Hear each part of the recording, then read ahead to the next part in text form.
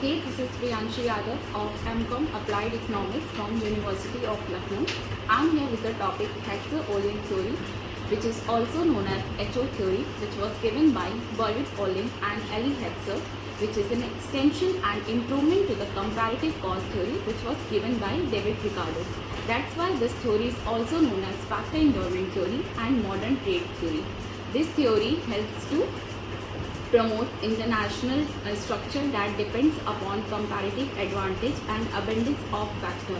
That means जिस country के पास जो फैक्टर और रिसोर्सेज ज़्यादा अवेलेबल होते हैं उसको वो एक्सपोर्ट करती है, एंड जो फैक्टर और रिसोर्सेज अवेलेबल नहीं होते हैं या कम होते हैं उसको वो दूसरे कंट्री से इंपोर्ट करती है. दिस थ्योरी जनरली और basically helps to predict the pattern of trade. This theory also refers to as 2x2 model because it contains two countries, two commodities and two factors of production.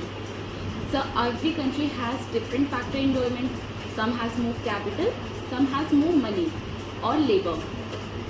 So for example India जो कि एक labor abundance country है, तो वो labor intensive products like cotton को export करती है and capital intensive products like machinery, technology, इन सबको इंपोर्ट करती है from other countries.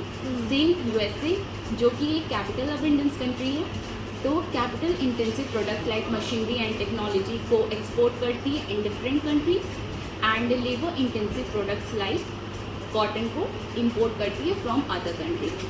Now we will discuss this assumptions of this theory.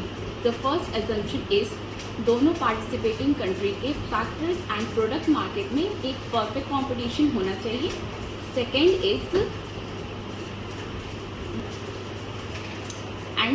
Is free trade policy, मतलब दोनों कंट्रीज के ट्रेड के बीच में कोई भी बैरियर्स नहीं होना चाहिए.